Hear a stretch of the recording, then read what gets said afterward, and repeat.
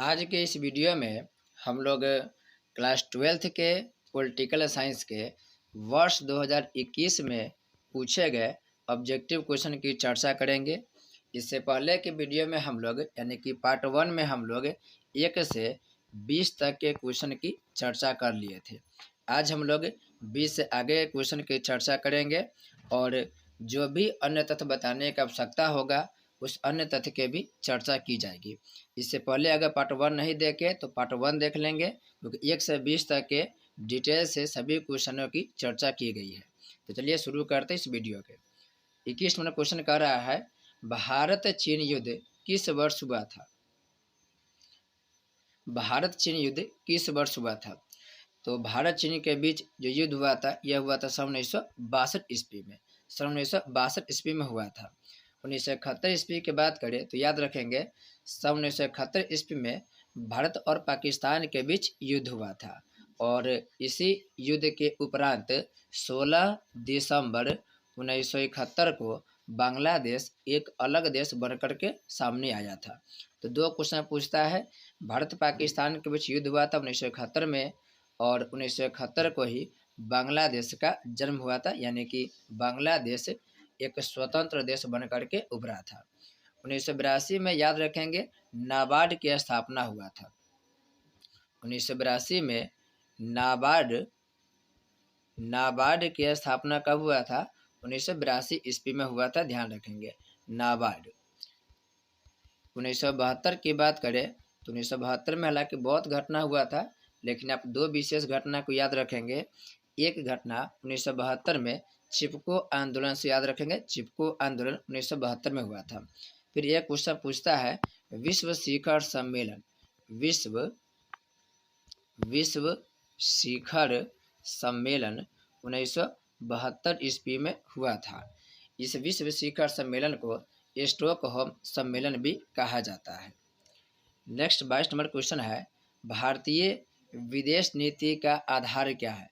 तो भारतीय विदेश नीति का आधार विश्व शांति, शांति, सह अस्तित्व, पंचशील, यानी कि इनमें से सभी राइट आंसर हो जाएगा। नेक्स्ट है, परंपरागत सुरक्षा नीति के कौन कौन से तत्व है? परंपरागत सुरक्षा नीति के तत्व की बात करें तो इसमें शक्ति संतुलन भी है, गठबंधन की राजनीति भी है और सामूहिक सुरक्षा भी है, अर्थात ऑप्शन नंबर डी सही आंसर हो जाएगा। नेक्स्ट है, किसने कहा स्वतंत्रता हमारा जन्मसिद्ध अधिकार है? ये जो कथन है ये बाल गंगाधर तिलक के कथन है। बाल गंगाधर तिलक के द्वारा कहा गया है कि स्वतंत्रता यानी कि स्वतंत्रता की जगह कभी कभी आपको स्वराज भी लिख देगा।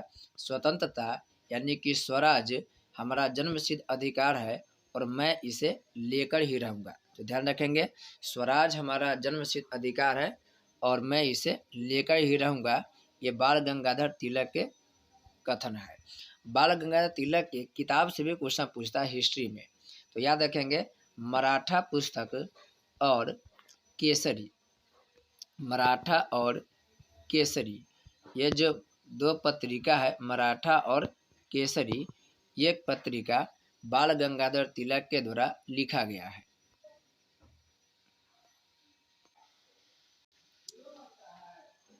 सरदार पटेल से आप एक कथन याद रखेंगे, सरदार पटेल को सरदार की उपाधि बारदोली की महिलाओं के द्वारा मिला था। यह क्वेश्चन पूछा जाता है, याद रखेंगे।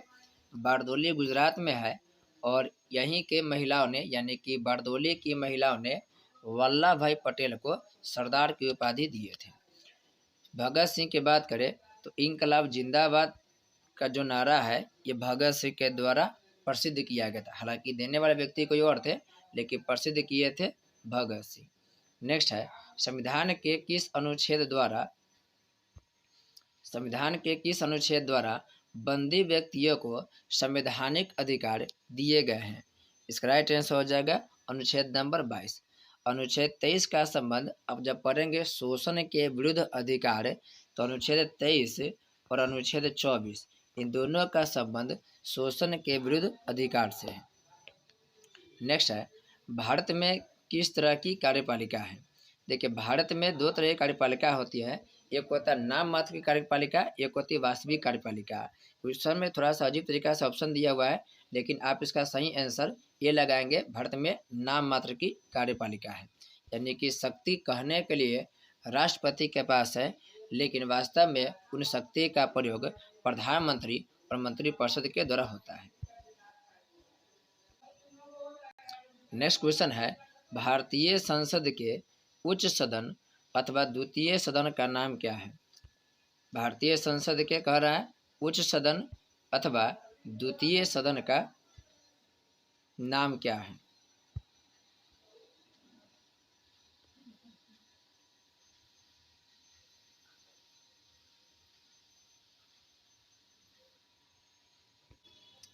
इसका राइट आंसर हो जाएगा, देखिए द्वितीय सदन या उच्च सदन की बात करें, इसका राइट आंसर हो जाएगा राज्यसभा। राज्यसभा को द्वितीय सदन या उच्च सदन, देखिए द्वितीय सदन मतलब कि दो सदन होता है संसद में, एक होता है लोकसभा, एक होता है राज्यसभा। लोकसभा को निम्न सदन बोलते हैं, राज्यसभा को उच्च सदन बोलते हैं। क्वेश्चन पूछता भी है लोकसभा और राज्यसभा के सदस्य बनने की न्यूनतम उम्र कितनी है? तो लोकसभा के सदस्य बनने के लिए न्यूनतम उम्र 25 वर्ष चाहिए, जबकि राज्यसभा के सदस्य बनने के लिए न्यूनतम उम्र 30 वर्ष चाहिए। ये जो विधान परिषद है ये राज्य विधान मंडल के, ध्यान से सुनेंगे, राज्य विधान मंडल के ये उच्च सदन है, विधान परिषद। विधान परिषद और विधान जो सभा होता है वह विधान सभा निम्न सदन कहलाता है। नेक्स्ट क्वेश्चन कह रहा है लोकसभा में बिहार के सांसदों की संख्या क्या है? तो लोकसभा में बिहार के सांसदों की संख्या कितना है? 40 है। सबसे ज़्यादा लोकसभा के सांसद उत्तर प्रदेश में है। बिहार में कितना है? तो बिहार में 40 है।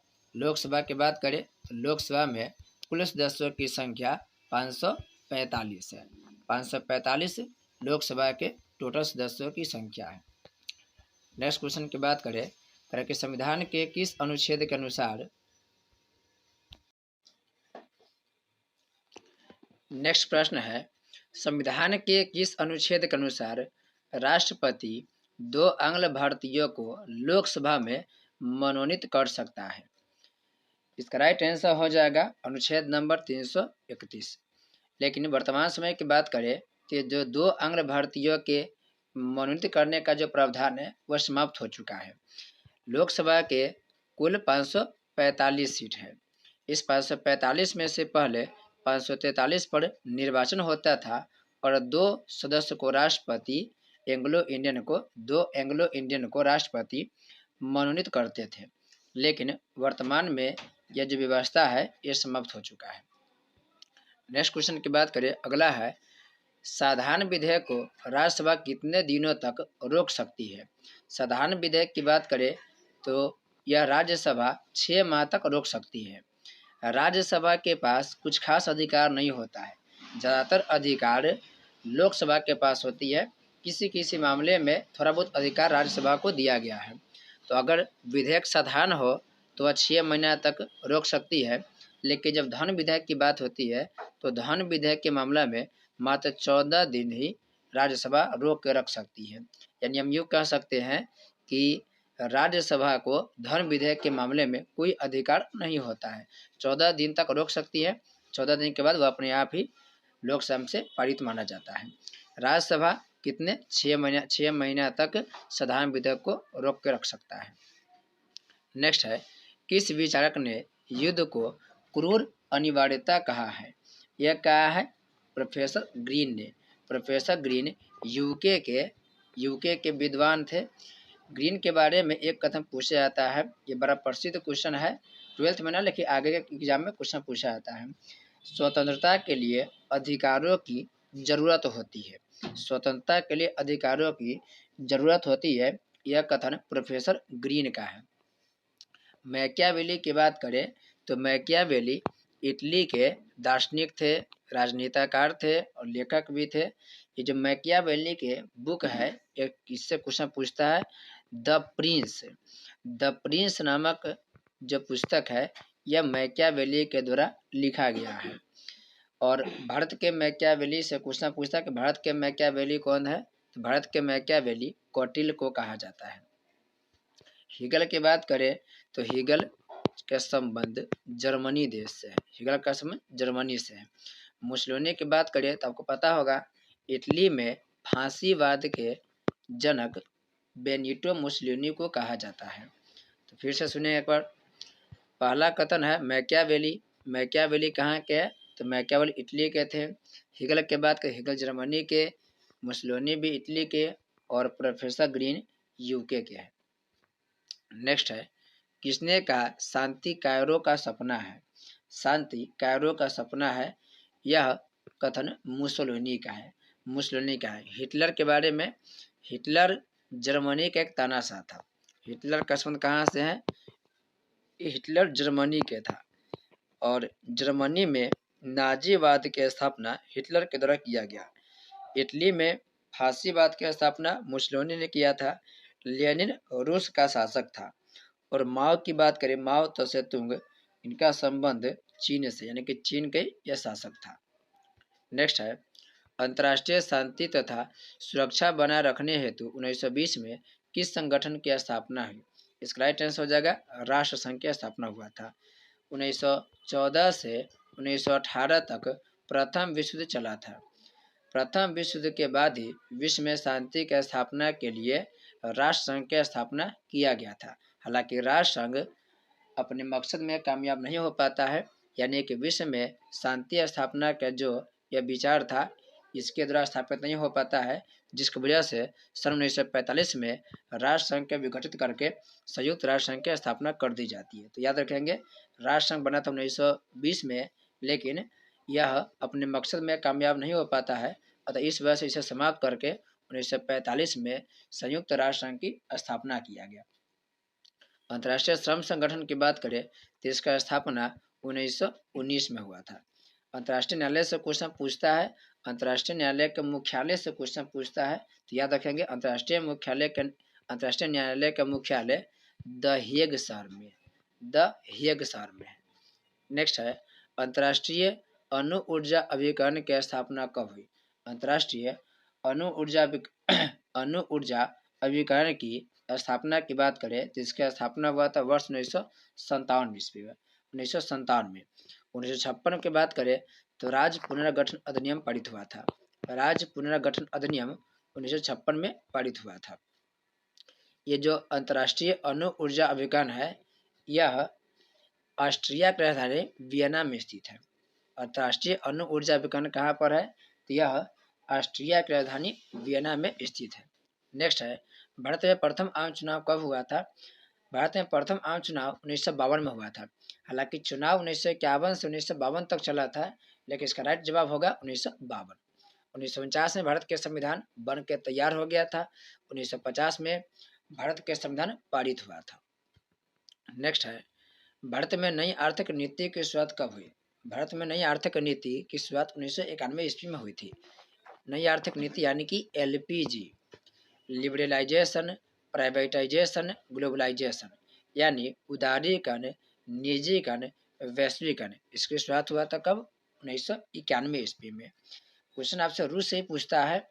रूस में नई आर्थिक नीति लेनिन के द्वारा अपनाया गया था, लेनिन के द्वारा, और यह अपनाया गया था 1921 में। भारत में नई आर्थिक पूछे तो 1991 में, रूस में नई आर्थिक नीति पूछे तो यह 1921 में हुआ था। 1993 की बात करें तो राष्ट्रीय मानवाधिकार आयोग, राष्ट्रीय मानवाधिकार आयोग 1993 में बना था, यानी कि भारत में मानवाधिकार आयोग की स्थापना 1993 ईस्वी में किया गया था। नेक्स्ट है संयुक्त राष्ट्र संघ की स्थापना कब हुई? अभी बताया है। संयुक्त राष्ट्र संघ की स्थापना 1945 में हुआ था। भारत के संविधान 1950 में लागू किया गया। 1953 में राज्य पुनर्गठन आयोग बना और 1956 में राज्य पुनर्गठन अधिनियम पारित हुआ था।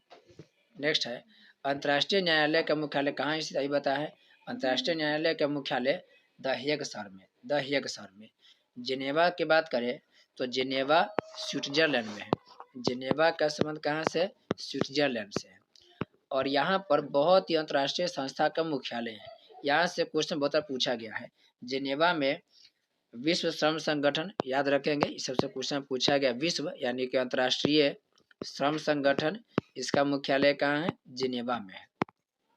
फिर पूछेगा WHO यानी कि वर्ल्ड हेल्थ ऑर्गेनाइजेशन, विश्व स्वास्थ्य संगठन, इसका भी मुख्यालय जिनेवा में है। WTO यानी कि वर्ल्ड ट्रेड ऑर्गेनाइजेशन, मतलब होता है विश्व व्यापार संगठन। रेड क्रॉस, इसका भी मुख्यालय जिनेवा में है। तो 3-4 के नाम सुन के आप लोग लिख लेंगे कहाँ कहाँ पर जिनेवा, मतलब जिनेवा में कौन कौन संस्था के मुख्यालय। पहला बताए थे विश्व श्रम संगठन, दूसरा हो गया आपको वर्ल्ड हेल्थ ऑर्गेनाइजेशन, तीसरा हो गया वर्ल्ड ट्रेड ऑर्गेनाइजेशन, चौथा है रेड क्रॉस, और पांचवा याद रखेंगे मौसम विज्ञान संगठन, मौसम विज्ञान संगठन। इन सब का मुख्यालय स्विट्जरलैंड के जिनेवा में स्थित है। बर्लिन की बात करें तो बर्लिन कहाँ पर है? ये बर्लिन आप जानते होंगे जर्मनी की राजधानी है, न्यूयॉर्क अमेरिका में है। नेक्स्ट है गुट निरपेक्ष देशों का प्रथम शिखर सम्मेलन कहाँ आयोजित किया गया? तो ये किया गया था बेलग्रेड में। सर्बिया की राजधानी कहाँ है? बेलग्रेड में है। और इसी बेलग्रेड में सन 1961 ईस्वी में गुट निरपेक्ष मतलब कि नाम नॉन अलायंस मूवमेंट, इसका प्रथम शिखर सम्मेलन बेलग्रेड में हुआ था। नई दिल्ली की बात करें तो नई दिल्ली में भी एक बार हुआ था 1983 ईस्वी में। तो क्वेश्चन पूछता है नई दिल्ली में कब हुआ था? 1983 में। काहिरा की बात करें तो यह काहिरा मिस्र की राजधानी है, काहिरा मिस्र की राजधानी है। और हवाना की बात करें तो यह हवाना क्यूबा देश की राजधानी है, क्यूबा की राजधानी कहाँ है? हवाना है। नेक्स्ट है किस वर्ष में पश्चिमी राष्ट्रों ने नाटो की स्थापना की? बहुत बड़ा क्वेश्चन पूछा गया है। नाटो की स्थापना 1949 ईस्वी में किया गया था। नॉर्थ अटलांटिक ट्रीटी ऑर्गेनाइजेशन यानी कि उत्तरी अटलांटिक देशों के एक सैन्य संगठन है जिसको हम शॉर्ट में नाटो बोलते हैं। नेक्स्ट है विधान परिषद के अध्यक्ष को क्या कहा जाता है? विधान परिषद के अध्यक्ष कहा जा रहा है तो विधान परिषद के अध्यक्ष को सभापति कहते हैं। ये जो विधान परिषद है ये राज्य विधानमंडल के उच्च सदन होते हैं, उच्च सदन होते हैं। और विधानसभा के अध्यक्ष को अध्यक्ष ही कहा जाता है। विधानसभा का अध्यक्ष जो होता है अध्यक्ष यानी कि स्पीकर कहा जाता है। नेक्स्ट है राज्य विधानमंडल में विधान परिषद को कहा जाता है, अभी बताएं, इसको उच्च सदन कहते हैं और विधानसभा को निम्न सदन बोलते हैं। विधान परिषद को उच्च सदन और विधानसभा को निम्न सदन कहा जाता है। नेक्स्ट है बिहार विधान परिषद में सदस्यों की संख्या कितनी है? विधान परिषद की बात करें तो विधान परिषद में 75 है, जबकि विधानसभा में 243 है। विधानसभा में बात करें तो विधानसभा में 243 सदस्य है, विधान परिषद में 75 सदस्य है। हालांकि सभी राज्यों में विधान परिषद नहीं होता है, बिहार में विधान परिषद है जिसके सदस्यों की संख्या 75 है। और सबसे ज़्यादा विधान परिषद वाला जो राज्य है वह है उत्तर प्रदेश। तो सबसे ज़्यादा लोकसभा के सदस्यों की संख्या, सबसे ज़्यादा राज्यसभा के सदस्यों की संख्या, सबसे ज़्यादा आपको विधानसभा के सदस्यों की संख्या और विधान परिषद के सदस्यों की संख्या सबके सब आपको यूपी में मिलेगा। चूँकि यूपी बहुत बड़ा राज्य है, जनसंख्या के दृष्टिकोण से सबसे बड़ा राज्य है भारत के, 20 करोड़ से अधिक आबादी है, इसलिए सभी आप देखेंगे सदन में सभी क्षेत्रों में यही यूपी चूँकि बड़ा राज्य है इसलिए आप देखेंगे तो लोकसभा में, राज्यसभा में, विधानसभा में, विधान परिषद में सभी में सदस्यों की संख्या यूपी के ही आपको ज़्यादा मिलेगा। नेक्स्ट क्वेश्चन की बात करें, अगला क्वेश्चन कह रहा है विधानसभा की बैठक में गण पूर्ति के लिए कम से कम कितने सदस्यों की उपस्थिति आवश्यक है? तो यह हो जाएगा 1/10 सदस्यों की। मेन यह याद रखिएगा 1/10 सदस्यों की। विधानसभा की बात हो, लोकसभा की बात करें तो भी 1/10 ही होता है। नेक्स्ट है एक साल में विधानसभा के कितने अधिवेशन आवश्यक है? तो एक साल में आवश्यक की बात कर रहा है तो आवश्यक 2 है, हालांकि आप चाहें तो बहुत बार भी कर सकते हैं। 2 अधिवेशन करना अनिवार्य है, लेकिन मीटिंग जितने बार हो उतना अच्छा माना जाता है। नेक्स्ट है मौलिक अधिकार का अभिरक्षक कौन है? मौलिक अधिकार के अभिरक्षक की बात करें तो सर्वोच्च न्यायालय मौलिक अधिकार के अभिरक्षक का कार्य करती है। महाधिवक्ता से याद रखेंगे, महाधिवक्ता राज्य के सर्वोच्च विधि अधिकारी होते हैं। राज्य के सर्वोच्च विधि अधिकारी कौन होते हैं? महाधिवक्ता कहलाते हैं। और वर्तमान में बिहार के महाधिवक्ता कौन है? PK साही, याद रखें इनका नाम भी। PK साही वर्तमान में बिहार के महाधिवक्ता है। नेक्स्ट क्वेश्चन कर रहा है, नेक्स्ट क्वेश्चन है भारतीय न्यायपालिका के भारतीय न्यायपालिका किस प्रक्रिया के अंतर्गत कार्य करती है? तो भारतीय न्यायपालिका कानून द्वारा स्थापित प्रक्रिया के अंतर्गत कार्य करती है। नेक्स्ट क्वेश्चन है, उच्च न्यायालय के न्यायाधीश की सेवानिवृत्ति की आयु क्या है? तो उच्च न्यायालय कितना है? उच्च न्यायालय के सेवानिवृत्त यानी कि यह 62 वर्ष की उम्र तक कार्य कर सकते हैं। सुप्रीम कोर्ट के न्यायाधीश 65 वर्ष तक काम कर सकते हैं। नेक्स्ट है, भारतीय न्यायपालिका के शीर्ष न्यायालय कौन है? तो सबसे ऊपर में कौन आएगा? सर्वोच्च न्यायालय। उसके बाद आता है उच्च न्यायालय यानी कि हाई कोर्ट, और सबसे लो में आते हैं जिला न्यायालय। हालांकि न्यायपालिका की बात करें तो जो सरपंच होते हैं, ग्राम कचहरी के प्रधान सरपंच, ये न्यायपालिका व्यवस्था में सबसे निम्न स्तर में आते हैं। गांव के न्यायपालिका सरपंच के द्वारा संचालित होता है।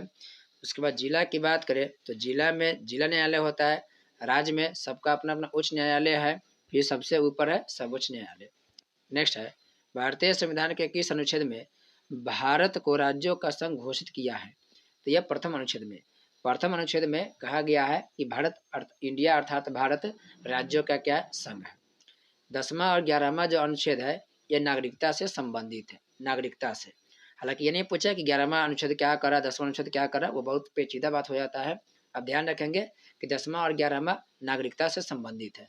50वां अनुच्छेद की बात करें तो यह कार्यपालिका और न्यायपालिका क्या करती? अलग करती। याद रखेंगे आप लोग, कार्यपालिका से न्यायपालिका को अलग करने की बात कौन करता है? 50वां अनुच्छेद करता है। तो वर्तमान अभी फिलहाल हम लोग इतना ही पर इस वीडियो को ख़त्म करते हैं। नेक्स्ट वीडियो में हम लोग बाकी के जो 50 क्वेश्चन बचा हुआ है उसे कवर करने की कोशिश करेंगे। पिछले पार्ट में हम लोग 1 से 20 तक कवर किए, अब हम लोग 50 क्वेश्चन तक कवर कर चुके हैं। नेक्स्ट वीडियो पूरे क्वेश्चन कवर करेंगे। हालांकि मोबाइल भी काम ठीक से नहीं करा, इसी वजह से आज का वीडियो इतना ही पर रहने देते हैं। अगले वीडियो में पूरे से कंप्लीट कर देंगे। तो मिलते हैं नए वीडियो के साथ, तब तक के लिए आपका बहुत बहुत धन्यवाद।